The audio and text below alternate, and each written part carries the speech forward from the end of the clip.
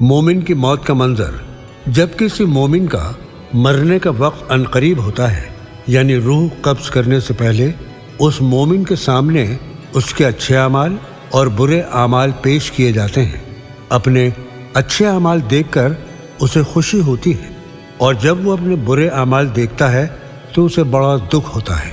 چیخ چیخ کر کہنا چاہتا ہے، ہائے ہائے، یہ میں نے کیا کیا، لیکن اس کی آواز گلے سے باہر نہیں نکلتی۔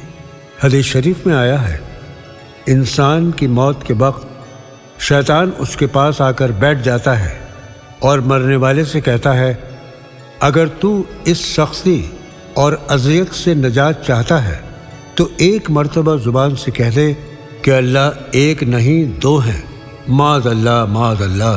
وقت مرگ مرنے والے کا کلیجہ جلتا ہے، اس کو پیاس کی شدت محسوس ہوتی ہے۔ شیطان کہتا ہے، اگر تجھے پانی پینا ہے تو زبان سے اقرار کر لے، اس دنیا کو پیدا کرنے والا کوئی نہیں ہے۔ اگر مرنے والا صاحب ایمان اور سعادت مند ہوتا ہے تو شیطان کو دھتکار دیتا ہے، اور اس کے بعد شیطان مرنے والے کے اور قریب آ جاتا ہے، پانی سے بھرا پیالہ دکھا کر کہتا ہے، میری بات مان لے، میں تجھے پانی پلاؤں گا، بس اتنا کہہ دے، میں محمد صلی اللہ علیہ وسلم کو نہیں مانتا۔ یہ وقت امتحان کا اتنا سخت ہوتا ہے، اگر مرنے والا صاحب ایمان ہے تو شیطان کا کہنا نہیں مانتا، اور اگر وہ بدبختوں میں سے ہے تو شیطان کے ہاتھ سے پانی کا پیالہ پی کر جہنم کا مستحق بن جاتا ہے۔ حضرت عبداللہ بن مسعود رضی اللہ تعالی عنہ سے روایت ہے، جب حق تعالی کسی شخص کی روح قبض کروانا چاہتا ہے تو فرماتا ہے، اس شخص کو میرا سلام پہنچانا، اور جب ملک الموت آتے ہیں تو اس مرنے والے سے کہتے ہیں کہ تیرا رب تجھے سلام کہتا ہے۔ حضرت انس بن مالک رضی اللہ تعالی عنہ فرماتے ہیں، اے خدا کے دوست، تم پر سلام ہو، اس گھر سے نکلو جسے تم نے ویران کر دیا ہے، اور اس گھر میں چلو جسے تم نے اپنی عبادت سے آباد کیا ہے۔ حضرت ابن جریر رضی اللہ تعالی عنہ سے روایت ہے کہ رسول خدا صلی اللہ علیہ وسلم نے حضرت عائشہ صدیقہ رضی اللہ تعالی عنہا سے ارشاد فرمایا، جب مومن مرتے وقت فرشتوں کو دیکھتا ہے تو فرشتے اس سے کہتے ہیں، ہم تجھے دنیا میں واپس کر دیں اور روح قبض نہ کریں۔ وہ کہتا ہے، کیا مجھے غم و الم کی جگہ لے جانا چاہتے ہو؟ اب میں وہاں نہیں جانا چاہتا، مجھے میرے پروردگار کے پاس لے چلو۔ حضرت انس رضی اللہ تعالی عنہ سے روایت ہے کہ رسول اللہ صلی اللہ علیہ وسلم نے فرمایا، انسان کے دو دروازے ہیں، ایک دروازے سے اس کا عمل چڑھتا ہے اور دوسرے دروازے سے اس کا رزق اترتا ہے۔ جب مومن مر جاتا ہے تو دروازے اس کی موت پر روتے ہیں۔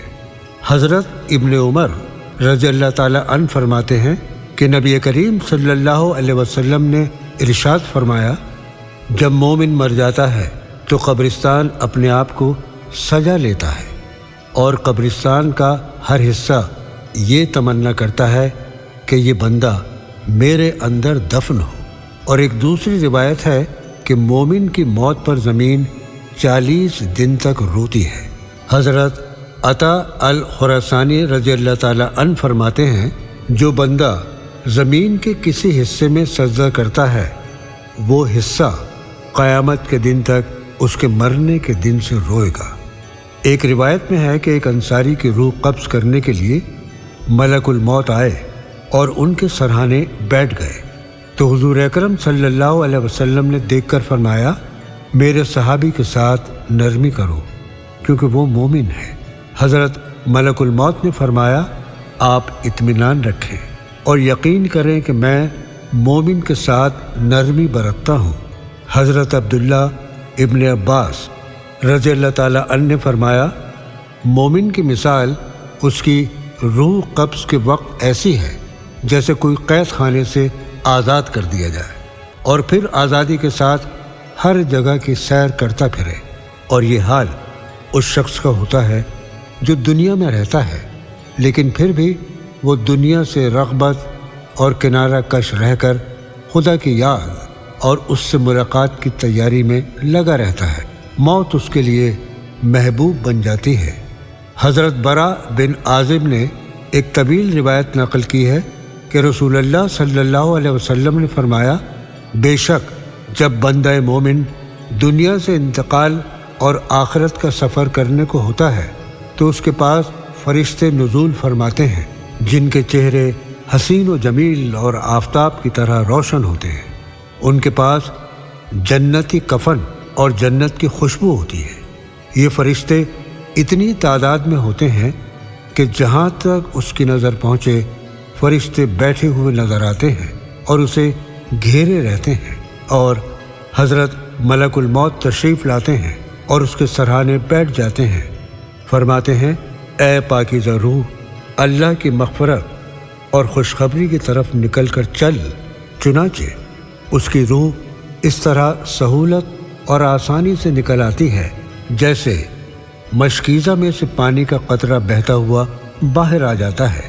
حضرت ملک الموت اسے اپنے ساتھ لے جاتے ہیں اور دوسرے فرشتے جو وہاں موجود ہیں وہ بھی ساتھ چل دیتے ہیں۔ وہ پل بھر بھی ساتھ نہیں چھوڑتے اور اسے لے کر اس کو جنتی کفن اور خوشبو رکھ کر آسمان کی طرف چل دیتے ہیں۔ اس خوشبو کے متعلق حضور صلی اللہ علیہ وسلم کا ارشاد ہے کہ زمین پر جو بھی عمدہ سے عمدہ خوشبو مشک پائی جاتی ہے ویسی ہی یہ خوشبو ہوتی ہے۔ آپ صلی اللہ علیہ وسلم نے فرمایا، اس روح کو لے کر فرشتے آسمان کی طرف چل دیتے ہیں اور فرشتوں کی جماعت کا جب گزر ہوتا ہے وہ کہتے ہیں، واہ واہ، کیا اچھی خوشبو آ رہی ہے۔ یہ فرشتے میت کا تعارف بڑی تعظیم کے ساتھ کراتے ہیں، یہاں تک کہ پہلے آسمان پر پہنچ جاتے ہیں اور آسمان کا دروازہ کھلواتے ہیں۔ چنانچہ دروازہ کھول دیا جاتا ہے اور وہ اس طرح روح کو لے کر اوپر چلے جاتے ہیں حتیٰ کہ 7ویں آسمان تک پہنچ جاتے ہیں۔ ہر آسمان کے فرشتے اسے دوسرے آسمان تک رخصت کرتے ہیں، اور جب 7ویں آسمان پر پہنچتے ہیں تو اللہ کا حکم ہوتا ہے، میرے اس بندے کا نام علیین میں لکھ دو، اور اب زمین پر ہی اسے لوٹا رہا ہوں اور زمین سے ہی قیامت کے دن دوبارہ زندہ کروں گا۔ اس کے بعد یہ روح زمین پر واپس آ جاتی ہے اور میت کے جسم میں داخل کر دی جاتی ہے۔ اس کے بعد 2 فرشتے قبر میں داخل ہوتے ہیں جن کے نام منکر اور نکیر ہیں۔ وہ اس سے سوال کرتے ہیں، تیرا رب کون ہے؟ تیرا دین کیا ہے؟ محمد رسول اللہ صلی اللہ علیہ وسلم کون ہے؟ وہ ان کے صحیح جوابات دیتا ہے تو فرشتے کہتے ہیں، بے شک تو صحیح کہتا ہے۔ اس کے بعد اللہ کی طرف سے ندا آتی ہے، میرے بندے کے لیے جنت کا دروازہ کھول دو اور فرش بچھا دو، اس کو جنت کا لباس پہنا دو، اور اس کے لیے جنت کا دروازہ کھلتے ہی روح کو مہکانے والی خوشبو آنے لگتی ہے، اور قبر کو حد نظر تک کشادہ کر دیا جاتا ہے، اور اس کے بعد میت کے نیک اعمال ایک حسین اور خوبصورت شخص کی شکل میں آتے ہیں اور میت سے اس کی رفاقت کا وعدہ کرتے ہیں اور خوشی کی بشارت دیتے ہیں۔ جیسا کہ سب جانتے ہیں، موت کا ایک دن مقرر ہے۔ انسان کہیں بھی ہو، چاہے کسی بھی حالت میں ہو، مقررہ وقت پر موت آ کے ہی رہے گی۔ اسے نہ تو کوئی طاقت روک سکے گی اور نہ ہی ایک پل کی کمی و بیشی ہوگی۔ جیسا کہ قرآن میں اللہ تبارک و تعالیٰ نے ارشاد فرمایا، ہر نفس کو موت کا مزہ چکھنا ہے۔ حدیث سے پتہ چلتا ہے جب میت کو قبر میں اتارا جاتا ہے تو مرنے والے کو ایسا محسوس ہوتا ہے جیسے آفتاب غروب ہو رہا ہے، شام ہو رہی ہے۔ جب لوگ میت کو دفن کر کے چلے جاتے ہیں تو میت کے جسم میں روح ڈال دی جاتی ہے۔ وہ آنکھیں ملتا ہوا اٹھ کر بیٹھ جاتا ہے اور فرشتوں سے کہتا ہے، مجھے چھوڑ دو، میں نماز پڑھ لوں۔ اور یہ اس لیے کہ وہ اپنے آپ کو دنیا میں سمجھتا ہے۔ وہ اسی خیال سے کہتا ہے، سوال و جواب رہنے دو، نماز کا وقت ختم ہو رہا ہے، مجھے نماز پڑھنے دو۔ لیکن یہ بات وہی شخص کہے گا جو دنیا میں نماز کا پابند ہوگا اس کو ہر وقت نماز کا دھیان رہتا ہے۔ مومن جب قبر میں رہتا ہے اسے قیامت تک روزانہ صبح و شام جنت کا وہ مقام جو اس کے لیے مقرر ہوتا ہے وہ دکھایا جاتا ہے اور بتایا جاتا ہے کہ تیرا ٹھکانہ یہ ہے۔ حضرت ابو ہریرہ رضی اللہ تعالی عنہ سے روایت ہے، مومن قبر میں سبز باغ میں رہتا ہے اور اس کی قبر 70 گز چوڑی ہوتی ہے اور اس میں ایسی روشنی ہوتی ہے جیسے کہ 14ویں رات کی چاندنی رات کی ہوتی ہے۔ نبی کریم صلی اللہ علیہ وسلم نے فرمایا، سوال و جواب کے بعد مردے کی قبر وسیع روشن کر دی جاتی ہے۔